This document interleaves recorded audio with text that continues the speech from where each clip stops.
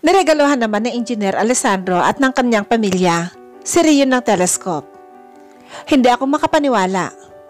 Habang kumakain ako ng cake, bigla na lang nawala si Zenon sa tabi ko.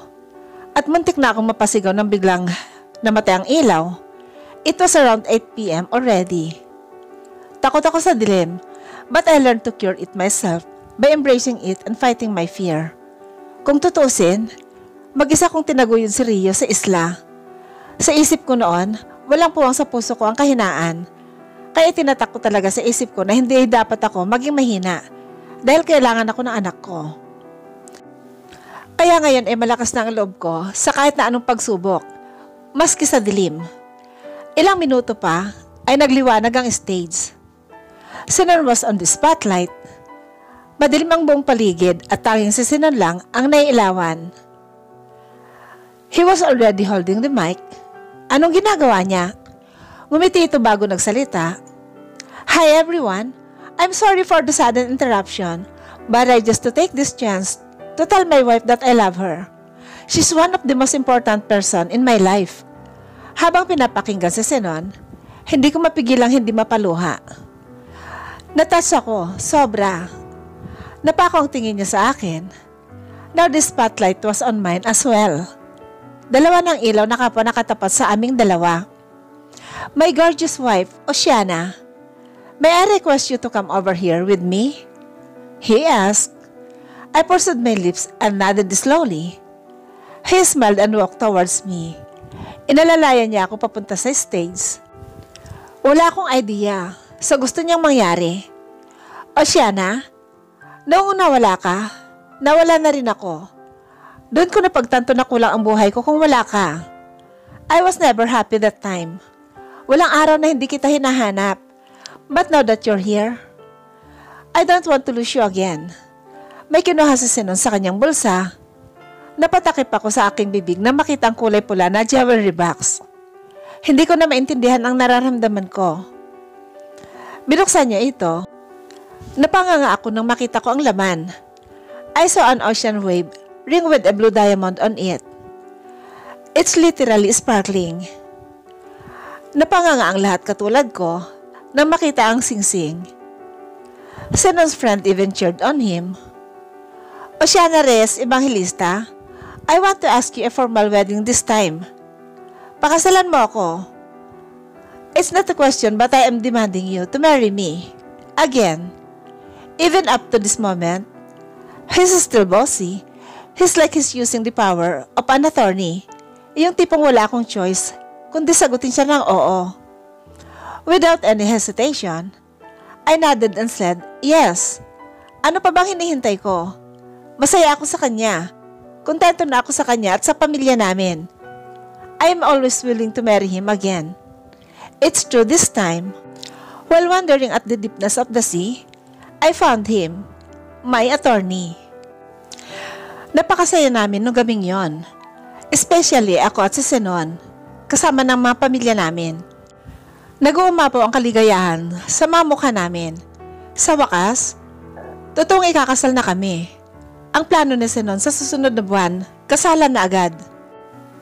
Minamadali niya talaga ang lahat. Sa resort na kami ni na Engineer Alessandro natulog. Ang ibang bisita ay nagsiuwian at ang iba naman ay dito na natulog. Nasa ibang kwarto si Rio habang kami ni Zenon ay nasa kabilang kwarto. Mukhang may binabalak nga ito. Hindi ko na nasabi sa kanya kanina, nabuntis ako dahil sa sobrang overwhelming ko sa nangyayari. Inunahan niya ako. May pasabog din pala siya. I'm so happy. Bulong niya. Nakahiga na kami. Nasa tabi ko siya at hindi ko mapigilang hindi mag-init. Dahil he's topless at tanging boxer short lang ang suot nito. Me too. Sagot ko sabay pisil sa kanyang bukol. That really made him groan. Tumagilid na siya paharap sa akin. Nakalukot ng mukha nito nang tingnan ako. There's something in you this past few days. You're being naughty. Parang batang pagmamaktol niya. Iyon rin ang napansin ko. Dala na rin siguro ito ng pagbubuntis ko. Hormonal changes. Natawa pa ako ng parang nang aakit. That laugh is so sexy. Bulong niya, namalayan ko na lang na unti-unti nang humahagod ang kanyang kamay sa aking binti, pataas sa gitna, na madalas niyang pinupuntahan. Napapikit ako. I moaned. Gusto na kitang paputukan ulit? Ayan na naman ang baril niya. Palagi na lang ako pinuputukan. Wala naman akong kasalanan. Maya-maya bumangon ito. At hinila niya pababa ang pajama ko, kasama na ang panloob ko. Dinala niya ito sa kanyang ilong at inamoy-amoy pa. Nakakaingit naman ang underwear. Lagi na lang nakadikit dyan sa iyong little girl. I want to sue this panty for interfering into my property. Galit niyang tinapon ang panty sa kung saan at sabay-sabing, damn that panty. Gusto kong matawa sa kanya dahil kinakalaban niya pati ang panty ko. Isip bata talaga. Pumaybabaw na siya sa akin at sinimulan akong halikan. Mabagal pa sa una, ngunit naging marahas din kalaunan. Kahit saan na dumadapo ang kanyang kamay. Nagtagal nga lang ito sa aking mga bundok na nag-uumpisa ng lumaki dahil siguro nag-uumpisa na rin mag-imbak ng gatas para sa aking paparating na baby. Take note that I still have my shirt.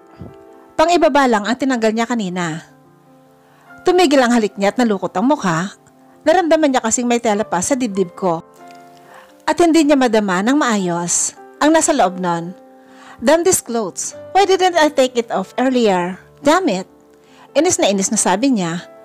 At dahil doon, hindi niya na ito hinubad pa. Sa halip, pinunit niya ito. Dahil manipis lang naman din yon, kaya madali niyang nasira. Maya-maya bumalik na siya sa labi ko. Bumababa ang kanyang halik sa aking leeg, pababa sa aking tiyan, hanggang sa makarating siya sa pinakapaborito niyang putahe. He kissed the forehead of my little girl. I couldn't contain my moan. Iba talaga kapag buntis ka, dahil madali lang mag-init ang katawan mo. Napahawak ako sa buhok ni Zenon nang sinimulan niyang kumain. Ginalugad niyang mga pader sa aking pinakakaingatan. Ang pinakapaborito ko talagang part ng pagtatalik namin ni Zenon ay yung kapag kinakain na niya ito. He has a different way of eating me.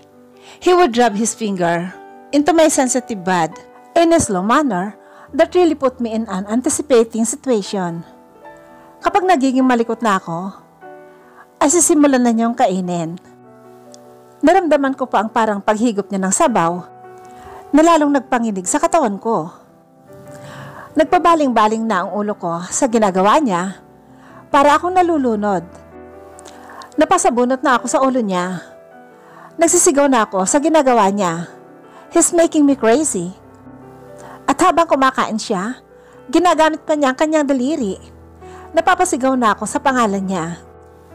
Maya-maya ay huminto siya at umakyat pataas para magpantay kami. Ganyan talaga siya.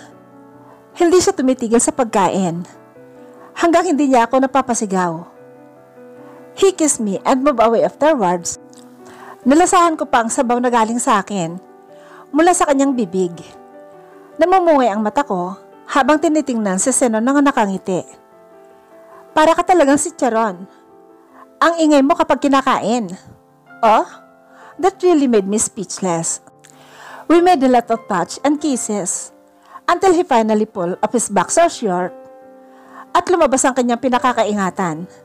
Kung ang kanyang panga ay nag-umigting, ganoon din ang kanyang 2x2. Hinawakan niya ito bago itapat sa akin.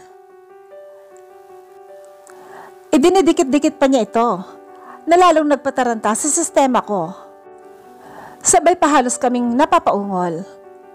Spain is ready to invade Philippines. After he said those words, he finally pushed his country to mine. At sabay na naman kaming napaungol. Sinakop niya na talaga ako. I wanna do it slowly, sabi niya with a heavy breathing. Mabagal niyang inilabas-masok ang sa kanya. That is so very anticipating. Nabibitin ako. Natawa siya na makita ang nakalukot kong mukha. Binibitin niya talaga ako. Bilisan mo naman, pakiusap ko. He made an evil smirk. He was literally watching my face while pushing inside. Napakalapit ng mukha namin at kitang-kita ang bawat emosyon ko. Gusto mong bilisan ko? He teasingly asked. Dahan-dahan akong tumango. Muli siyang ngumisi. Then, make an objection. Sabi pa niya, pero hindi ko siya sinunod. Dahil sa hindi ko pagsunod sa sinabi niya, mas lalo niya pang binagalan at pinaikli ang paggalaw niya. I groaned because of mixed irritation and pleasure. Make an objection, Oceana, he repeated. Objection, Your Honor. I sexily said, yung tipong umuungol na ako. He chuckled and leaned down on my neck. At tinalikan yon. Yes, my dear. Gusto ko na, please. Bilisan mo naman. Pagmamakaawa ko. With my statement, hindi pa man ako tuluyang nakakatapos ng sasabihin ko, ay hinawakan na niyang mahigpit ang bewang ko. At buong lakas na gumalaw. Galaw na para kang makakarating sa langit. Sobrang sagad. He kissed me harshly, then replied, Objection sustained. That was the hottest thing that I have had that night. Nakakangalay siya. Sa gabing iyon, pagkatapos ng 2 rounds, ay sinabi ko sa kanya na buntis ako. He was so very happy that we ended up 5 rounds. We celebrated by sharing our pleasures. Indeed, a happy night. A month after, our most awaited wedding finally came. Sa papel lang kami ikinasal noon. Pero ngayon, bongga na at sa simbahan pa. It feels surreal. Nasa labas pa lang ako ng simbahan ay hindi ko na mapigilan ang luha ko. When the door finally opened, a flashes up camera start to click. All eyes are on me. Pero hindi yun ang nakaagaw ng atensyon ko. It was the song played while I was walking on the aisle. Parang boses ni Sinon. Alam ko recorded ito. Pero talagang kaboses niya ang asawa ko. Kumakanta siya. Napakaganda ng tinig. Mas lalo lang ako napaiyak. Dahil damang-dama ko at tumitimo ang kanta. All that we experience and memories flashback. Yung unang pagkikita namin. Hanggang sa magkasundo kaming magpakasal. Until it developed into real one. Yung panahon na nagkalayo kami, tapos nagkita ulit. Lahat yun ay bumalik sa akin. But right now, we are reunited. We love the wind. Iyon ang kinanta niya. Kaya sinunan na pa ako ang tingin ko, kahit malayo pa ako, kitang-kita ko ang pagtulo ng luha niya. Mas lalo ko pang nakumpirma nang magpuna siya ng mata. Umiiyak nga siya. I was with my mom. She walked me down the aisle. I was just crying until we reached the altar where Senons was. Pinasa ni Mama ang kamay ko sa kanya. Halo-halo ang emosyon ko ngayon. Masaya ako at kinakabahan at the same time. Hindi ko na alam. Ang alam ko lang ay araw ng kasal ko ngayon. Afterwards, the ceremony started. It goes along as it should be done. Hanggang sa umabot na sa oras na magpalitan na kami ng wedding vows. Oceana, the moment I saw you, I know that you're the one. And I know that you're the woman that I'm willing to take risk. Sobrang layo mo sa mga babaeng gusto ko. You're cold, distant, and introvert. You have your own world. While on the other hand, I like sexy and expressive girls. You're not typically my type. Napakamot ako ng noo sa huling sinabi niya. If I am not his type, then why are we here? Tumingin siya sa mata ko at ngumiti. But I still feel for you. I realize that I don't need sexy girls. All I need is si Juan Oceana Reyes and my life.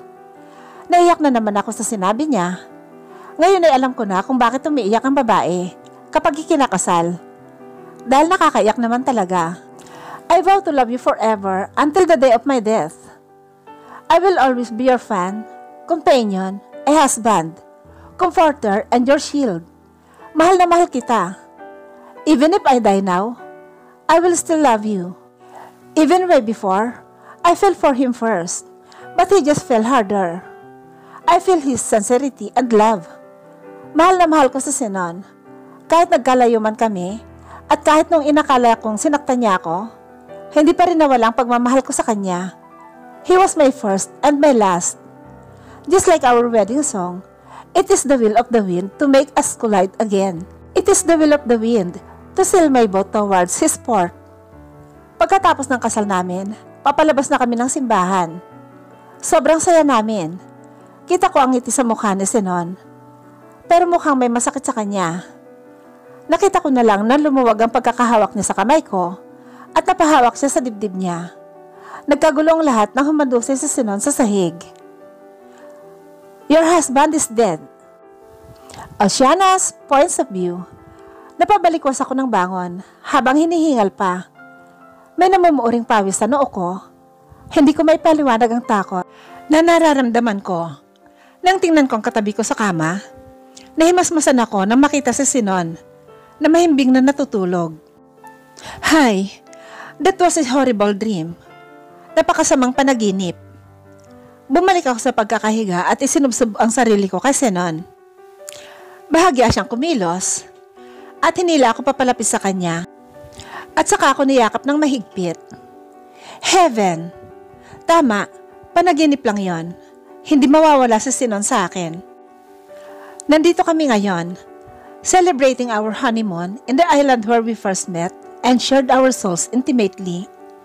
Dito namin napagpasyahan na mag-celebrate ng aming honeymoon since dito nagsimula ang lahat. Kung hindi kami pumunta dito, hindi sana kami aabot sa kung ano kami ngayon. Happy and contented, that's what we are right now. It was already 2 days after our wedding.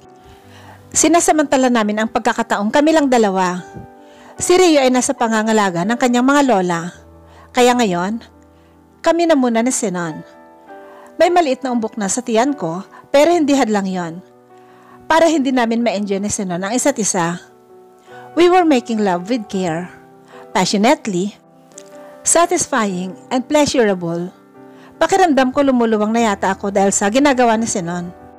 But he always say, na I'm still tight, and I still give him an intensifying pleasure. That sugar-coated tongue.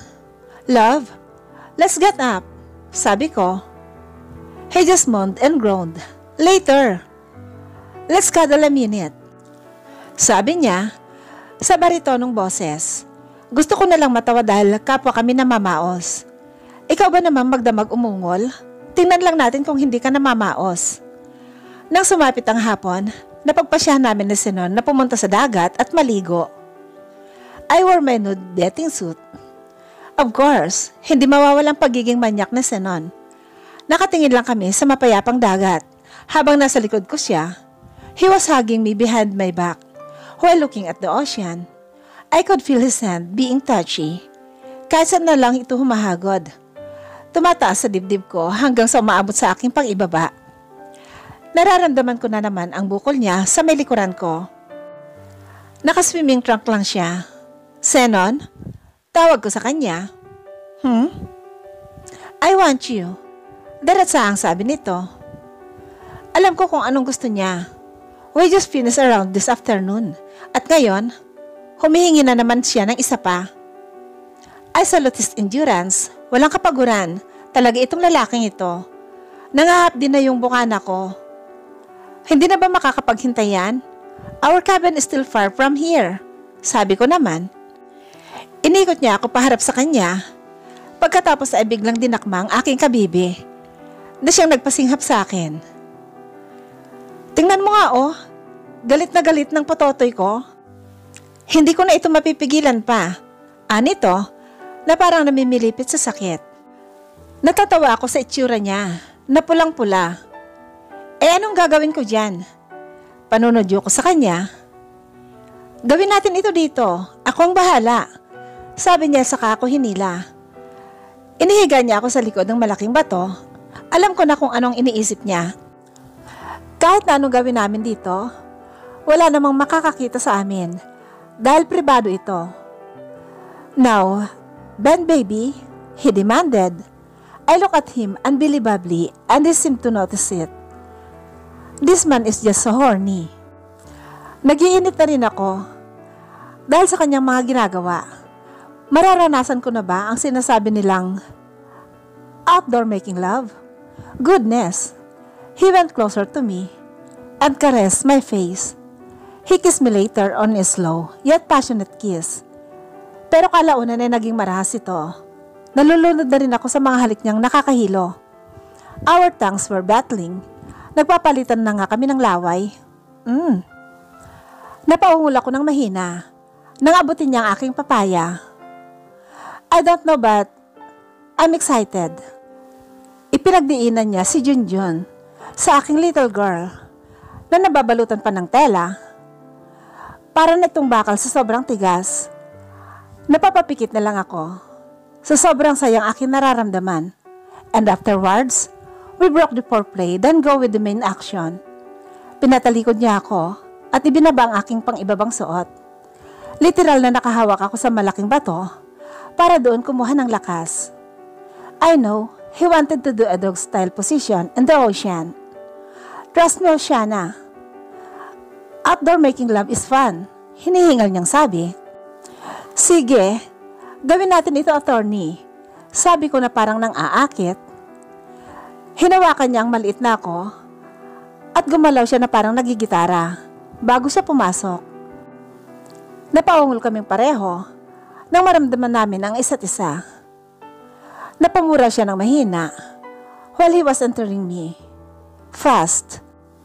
Pakiramdam ko ay balta-baltahing kuryente ang pumapasok sa buo kong pagkatao.